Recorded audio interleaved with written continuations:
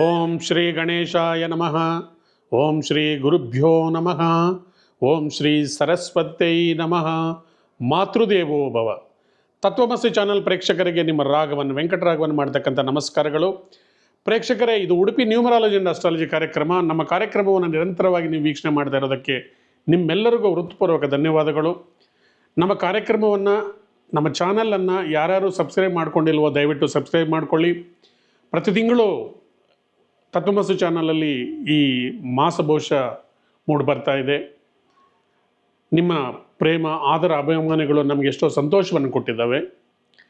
ಈ ತಿಂಗಳು ಸೆಪ್ಟೆಂಬರ್ ತಿಂಗಳು 2025ರಲ್ಲಿ ಗ್ರಹಗಳ ಫಲಾಫಲ ಯಾವ ಥರ ಇದೆ, ಗೋಚಾರ ಫಲ.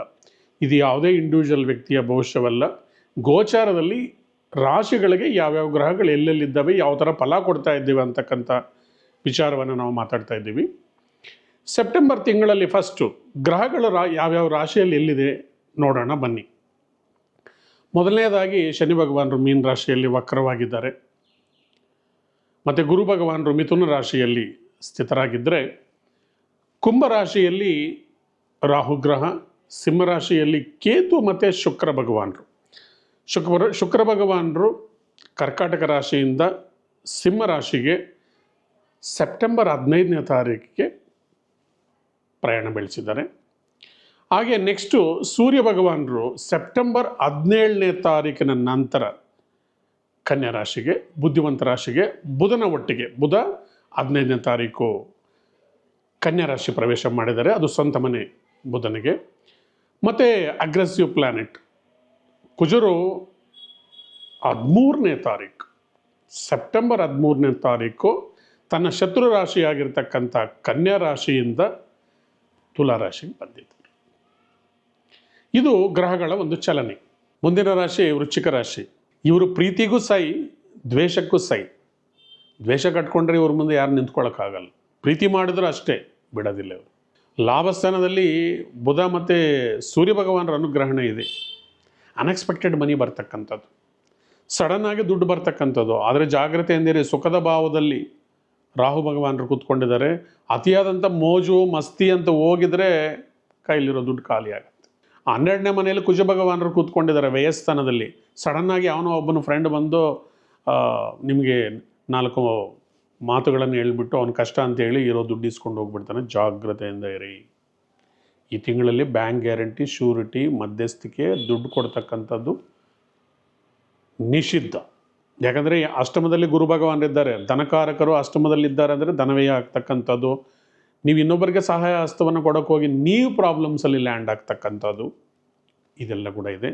ಸಂತಾನ ರಾಶಿಯಲ್ಲಿ ಶನಿ ಭಗವಾನರಿದ್ದಾರೆ. ಸಂತಾನ ವಿಳಂಬ ಆಗ್ತಕ್ಕಂಥದ್ದು, ಶುಭ ಕಾರ್ಯಗಳು ವಿಳಂಬ ಆಗ್ತಕ್ಕಂಥದ್ದು, ಗೃಹ ನಿರ್ಮಾಣ ಕಾರ್ಯ ಸ್ಥಗಿತವಾಗೋದು ಅಥವಾ ಪೋಸ್ಟ್ಪೋನ್ಮೆಂಟ್ ಆಗೋದು, ಈ ಥರದ್ದೆಲ್ಲ ಕೂಡ ಚಾನ್ಸಸ್ ಇದೆ. ಮತ್ತು ಭೂ ವರಾಹ ಸ್ವಾಮಿಯನ್ನು ನೀವು ಆರಾಧನೆ ಮಾಡೋದರಿಂದ 4ನೇ ಮನೆಯಲ್ಲಿರ್ತಕ್ಕಂಥ ರಾಹು ದೋಷವನ್ನು ನಿವಾರಣೆ ಮಾಡಿಕೊಡ್ತಾನೆ. 5ನೇ ಮನೆಯಲ್ಲಿರ್ತಕ್ಕಂಥ ಶನಿ ಭಗವಾನರ ನಿವಾರಣೆಗಾಗಿ ಕಾಳಭೈರವ ಅಷ್ಟಕವನ್ನು ಓದ್ಕೊಳ್ಳಿ, ಹನುಮಾನ್ ಚಾಲೀಸ ಓದ್ಕೊಳ್ಳಿ. ಕರ್ಮಸ್ಥಾನದಲ್ಲಿ ಕೇತು ಭಗವಾನರಿದ್ದಾರೆ. ಏನಾದರೂ ನಿಮ್ಮ ಕೊಲೀಗ್ಸು ಏನಾದರೂ ಕುಚೇಷ್ಟೆ ಮಾಡ್ಬೋದು ನಿಮ್ಮ ಉದ್ಯೋಗ ಸ್ಥಾನದಲ್ಲಿ, ಜಾಗೃತೆಯಿಂದ ಇರಿ. ಶುಕ್ರ ಭಗವಾನರಿರೋದ್ರಿಂದ ಒಬ್ಬ ಕೊಲೀಗ್ ನಿಮಗೆ ಸಪೋರ್ಟ್ ಮಾಡ್ತಾರೆ. ಒಂದು ಸ್ತ್ರೀಯಿಂದ ನಿಮಗೆ ಅಥವಾ ನಿಮ್ಮ ಲೇಡಿ ಬಾಸಿಂದ ನಿಮಗೆ ಸಪೋರ್ಟ್ ಸಿಕ್ಕತ್ತೆ. ಗುರುಗಳ ಅನುಗ್ರಹಣೆಗಾಗಿ ನೆಕ್ಸ್ಟ್ ಇಯರ್ ಜೂನ್ವರೆಗೂ ನಿರಂತರವಾಗಿ ದಕ್ಷಿಣಾಮೂರ್ತಿ ಆರಾಧನೆ ಮಾಡಿ, ಒಮ್ಮೆಯಾದರೂ ರಾಘವೇಂದ್ರ ಮಠಕ್ಕೆ ಹೋಗಿ ಬರ್ತಾ ಇರಿ.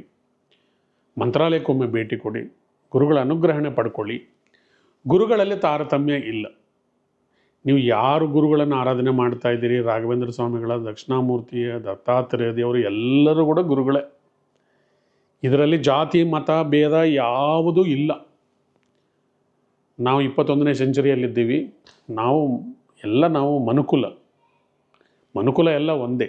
ಎಲ್ಲರಿಗೂ ಕೂಡ ಗುರುಗಳೇ. ನೀವು ಯಾವ ಗುರುಗಳನ್ನು ಆರಾಧನೆ ಮಾಡಿದರೂ ಕೂಡ ನಿಮಗೆ ಫಲ ಸಿಕ್ಕತ್ತೆ. ಇಲ್ಲ, ನಿಮ್ಮ ಪ್ರತ್ಯಕ್ಷ ಗುರುಗಳಾಗಿರ್ತಕ್ಕಂಥ ತಂದೆ ತಾಯಿಗೆ ಪ್ರತಿನಿತ್ಯ ನೀವು ಅವರಿಗೆ ಕಾಲಿಗೆ ಎರೆದು ನಮಸ್ಕಾರ ಕೇಳಿದರೆ, ಅವರ ಆಶೀರ್ವಾದ ಪಡ್ಕೊಂಡಿದ್ರು ಕೂಡ ನಿಮಗೆ ಗುರುಗಳು ಏನು ಫಲ ಕೊಡಬೇಕು ಅದನ್ನು ಕೊಡ್ತಾರೆ. ನಿಮ್ಮ ಮನೆಯಲ್ಲೇ ಗುರುಗಳಿದ್ದಾರೆ. ಮೊದಲ ಗುರು ನಿಮ್ಮ ತಂದೆ ತಾಯಿನೇ. ನಿಮ್ಮ ಮನೆಯಲ್ಲಿರ್ತಕ್ಕಂಥ ಗುರುಗಳ ಆಶೀರ್ವಾದ ಪಡ್ಕೊಂಡ್ರೆ ಸಾಕು. ದೇವರಿಲ್ಲ ಅಂತ ನೀವು ಅಂದ್ಕೊಳ್ಳೋದು ಅವಶ್ಯಕತೆ ಇಲ್ಲ. ಇವರು ಸ್ವಲ್ಪ ನಾಸ್ತಿಕರು ಕೂಡ ಹೌದು ಕೆಲವರು. ಅದರಿಂದ ನೀವು ನಿಮ್ಮ ಎದುರುಗಡೆ ಕಾಣ್ತಕ್ಕಂಥ ಸೂರ್ಯ ಚಂದ್ರರೇ ನಿಮಗೆ ಪ್ರತ್ಯಕ್ಷ ದೇವತೆಗಳು. ಸೊ ಅದರಿಂದ ದೇವರಿದ್ದ ಅನ್ನೋದಕ್ಕೆ ಮತ್ತೊಂದು ಉದಾಹರಣೆ ಏನು ಬೇಕು ನಿಮಗೆ? ಆ ಸೂರ್ಯಚಂದ್ರನನ್ನೇ ನೀವು ಪ್ರತಿನಿತ್ಯ ಆರಾಧನೆ ಮಾಡಿದರೂ ಕೂಡ ನಿಮಗೆ ಜಯ ಸಿಕ್ಕತ್ತೆ. ಮನಸ್ಸಿನಲ್ಲಿ ಪ್ರೀತಿ ಮಾತ್ರ ಇಟ್ಕೊಳ್ಳಿ, ದ್ವೇಷ ಇಟ್ಕೋಬೇಡಿ. ನಿಮ್ಮ ಕುಟುಂಬವನ್ನು 100ಕ್ಕೆ 100% ಪ್ರೀತಿ ಮಾಡ್ತೀರಿ. ಸ್ವಲ್ಪ ಸೀಕ್ರೆಟ್ ಮನೋಭಾವದವರು ನೀವು. ಅದೆಲ್ಲ ನಿಮ್ಮ ವೈಯಕ್ತಿಕ ವಿಚಾರ. ಆದರೆ ನಿರಂತರವಾಗಿ ಗುರು ಧ್ಯಾನ ಇರಲಿ, ಹನುಮಾನ್ ಆರಾಧನೆ ಮಾಡ್ತಾ ಬಂದಿದ್ದರೆ ಈ ತಿಂಗಳು ಚೆನ್ನಾಗಿದೆ. ಮತ್ತು ಈ ಕಾರ್ಯಕ್ರಮವನ್ನು ನಾವು ಮುಕ್ತಾಯ ಮಾಡ್ತಕ್ಕಂಥ ಹಂತಕ್ಕೆ ತಲುಪಿದ್ದೀವಿ. ಈ ಕಾರ್ಯಕ್ರಮವನ್ನು ಮುಕ್ತಾಯ ಮಾಡೋಕ್ಕೆ ಮೊದಲು ನಾವು ಕೆಲವು ಟಿಪ್ಸನ್ನು ತಿಳ್ಕೊಳ್ಳೋಣ. ಮೊದಲನೇದಾಗಿ ಎಲ್ಲರೂ ಕೇಳ್ತಾ ಇರ್ತಾರೆ, ಹಣದ ವಿಚಾರವಾಗಿಯೇ ಜಾಸ್ತಿ ಕೇಳ್ತಾ ಇರ್ತಾರೆ. ನಮ್ಗೆ ಆರ್ಥಿಕ ಸಮಸ್ಯೆಗಳಿದೆ, ದುಡ್ಡು ಯಾವ ಥರ ಬರಬೇಕು, ಲಕ್ಷ್ಮಿಯನ್ನು ಯಾವ ಥರ ಒಲಿಸ್ಕೋಬೇಕು ಅಂತಕ್ಕಂಥ ವಿಚಾರವನ್ನೆಲ್ಲರೂ ಕೇಳ್ತಾ ಇರ್ತಾರೆ. ಅದರ ಸಲುವಾಗಿ ನಾನು ಕೆಲವು ಟಿಪ್ಸನ್ನು ಹೇಳ್ತಾ ಇದ್ದೀನಿ. ಮುಖ್ಯವಾಗಿ ಈ ತಿಂಗಳು 18ನೇ ತಾರೀಕು ಗುರು ಪುಷ್ಯಮಿ ಇದೆ. ಗುರು ಪುಷ್ಯಮಿ ಅಂದರೆ ಏನಂದರೆ, ಗುರುವಾರದ ದಿನ ಪುಷ್ಯಮಿ ನಕ್ಷತ್ರ ಬಂದರೆ ಅದನ್ನು ಗುರು ಪುಷ್ಯಮಿ ಯೋಗ ಅಂತ ಕೂಡ ಕರೀತಾರೆ. ಆವತ್ತು ಸಾಕಷ್ಟು ಜನ ಬಂಗಾರವನ್ನು ಪರ್ಚೇಸ್ ಮಾಡ್ತಾರೆ, ತುಂಬ ಅದೃಷ್ಟ ಬರುತ್ತೆ ಅಂತ. ಆಗಸ್ಟಲ್ಲಿ 21ನೇ ತಾರೀಕಿದ್ರೆ ಸೆಪ್ಟೆಂಬರಲ್ಲಿ 18ನೇ ತಾರೀಕಲ್ಲಿ ಯೋಗ ಇದೆ, ತುಂಬ ಅದೃಷ್ಟ. ಯೂಶಲಿ ಈ ಥರ ಕಾಂಬಿನೇಷನ್ಸ್ ಬರೋದು very rare, back to back ಮಂತ್ಸಲ್ಲಿ ಬರೋದ್ರಿಂದ ಈ ಗುರು ಪುಷ್ಯಮಿ ಯೋಗ ಇರತಕ್ಕಂಥ ದಿನ ನೀವು ಇದು ಕೇಳಿರ್ಬೋದು, ಶಂಖಪುಷ್ಪ ಅಥವಾ ಶಂಖಪುಷ್ಪಗಳು ಅಂತ ನಾವು ಜನರಲ್ಲಾಗಿ ಕರಿತೀವಿ. ಈ ಗಿಡದ ಬೇರನ್ನು ತಗೊಂಡು ಬಂದು ಶುಕ್ರವಾರದ ದಿನ ಕನಕದಾರ ಸ್ತೋತ್ರ ಅಥವಾ ಶ್ರೀ ಸೂಕ್ತದಲ್ಲಿ 16 ಸರ್ತಿ ಅದಕ್ಕೆ ಪೂಜೆಯನ್ನು ಮಾಡಿ, ನೀವು ಎಲ್ಲಿ ಕ್ಯಾಶನ್ನು ಇಡ್ತೀರೋ ಕ್ಯಾಶ್ ಬಾಕ್ಸಲ್ಲಿ ನೀವು ಇಟ್ಕೊಂಡಿದರೆ ಹಣದ ಉತ್ಪತ್ತಿ ಆಗತ್ತೆ, ಹಣ ಅಭಿವೃದ್ಧಿ ಆಗತ್ತೆ.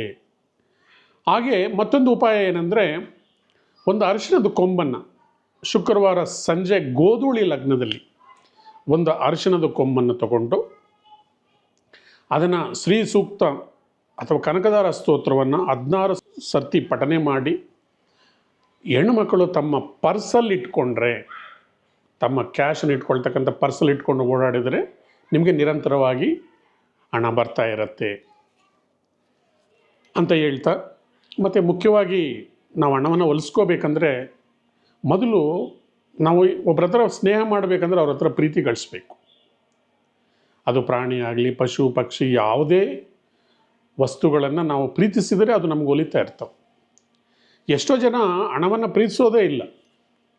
ತಾಯಿಗೆ ಹೇಳಿರ್ತಾರೆ, ತಾಯಿ ಅಂದರೆ ನಂಗೆ ತುಂಬ ಇಷ್ಟ, ನಮ್ಮ ತಾಯಿ ಮೇಲೆ ನನಗೆ ಪ್ರೀತಿ ಜಾಸ್ತಿ, ತಂಗಿ ಮೇಲೆ ಪ್ರೀತಿ ಜಾಸ್ತಿ, ಅಣ್ಣನ ಮೇಲೆ ಪ್ರೀತಿ ಜಾಸ್ತಿ, ಹೆಂಡತಿ ಮೇಲೆ ಪ್ರೀತಿ ಜಾಸ್ತಿ, ಗಂಡನ ಮೇಲೆ ಪ್ರೀತಿ ಜಾಸ್ತಿ ಅಂತ ಹೇಳ್ತಾರೆ.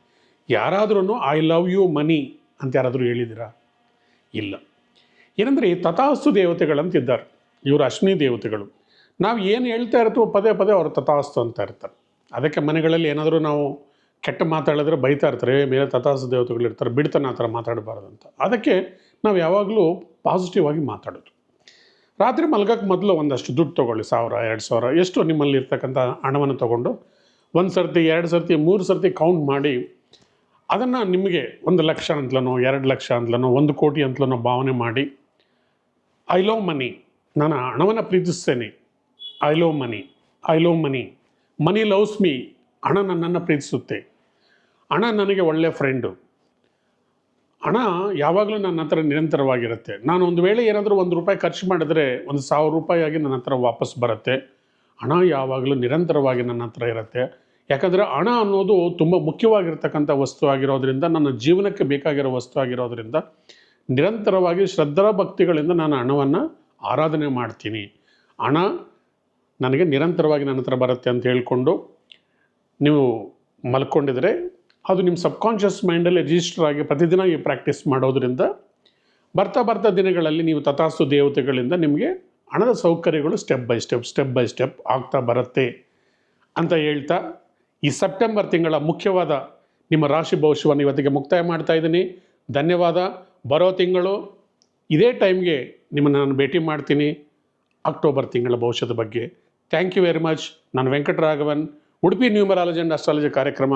ಧನ್ಯವಾದಗಳು.